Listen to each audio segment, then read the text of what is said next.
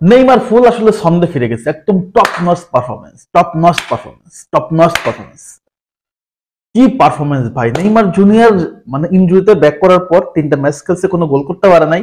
অনেক অনেক কথাবার্তা, নেইমার হারাই গেছে, নেইমার ভস্ম হয়ে গেছে, নেইমারের গোল নাই, অ্যাসিস্ট নাই, কিচ্ছু নাই। ফাইনালি আজকের ম্যাচটাতে নেইমার জুনিয়র যে পারফরমেন্স করছে, মনে হচ্ছিল যে নেইমার জুনিয়র কখনো ইনজুরিতেই ছিল না।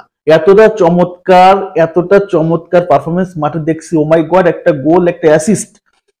যে গোলটা করছে পেনাল্টিতে, অনেকে বলতে পারেন ভাই এটা পেনাল্টি গোল, কিন্তু কথা হচ্ছে যে পেনাল্টিটা সে উইন করছে, যেভাবে রান মেক করছে, যেভাবে ড্রিবলিং করে ডিবক্সের ভিতর ঢুকছে, পেনাল্টিটা সে নিজেই উইন করছে।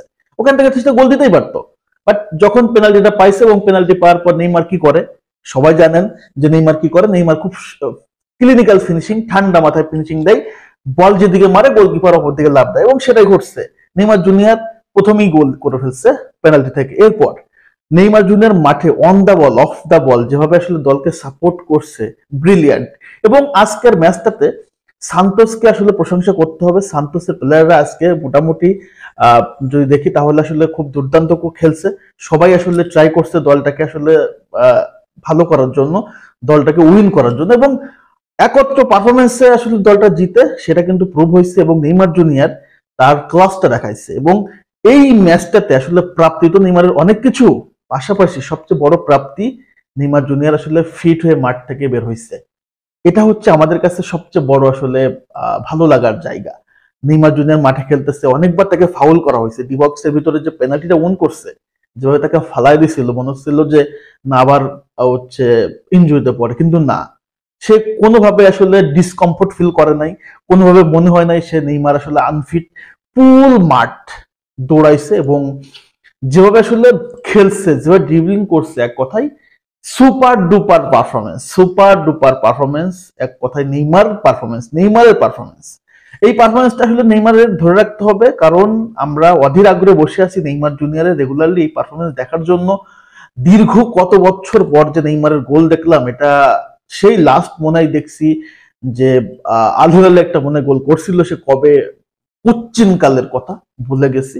কিন্তু এই ম্যাচটাতে যেভাবে ইম্প্যাক্ট ফেললো, আউটস্ট্যান্ডিং, আউটস্ট্যান্ডিং। এবং এই পারফরমেন্স যদি রেগুলার করতে থাকে, বার্সেলোনা কবে কি আসো, চলে আসো, ফ্রি এজেন্ট তো, বেতন কম তো, এই যে মানে নেইমারকে তারা সহজেই নিয়ে নিবে, সহজেই নিয়ে নিবে। এই পারফরমেন্সটা আমাদের স্বপ্ন দেখাচ্ছে ব্রাজিলকে নেক্সট বিশ্বকাপে নেইমারের একটা ভালো ইম্প্যাক্ট দলে আসলে ফেলবে।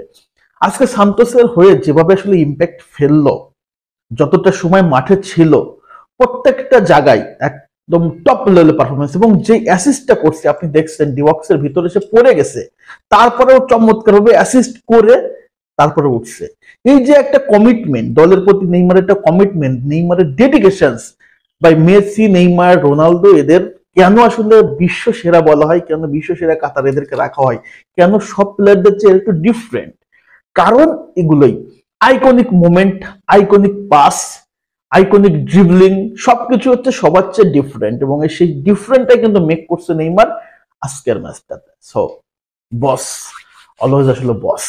সো বলতে হবে নেইমার জুনিয়র এই ফিটনেসটা যদি রেগুলারলি ধরে রাখতে পারে এবং যদি পারফরমেন্সটা রেগুলারলি করতে পারে, ইউরোপে আবার ফিরতেছে আগামী 6 মাস পরে, কোনো সন্দেহ না। তবে আবারও একটা কথা বলে রাখি, ফিটনেস সাথে ইনজুরি যেন না পড়ে, এটা হচ্ছে নেইমারের জুনিয়রের সবচেয়ে বড় অভিশপ্ত একটা এনিমি।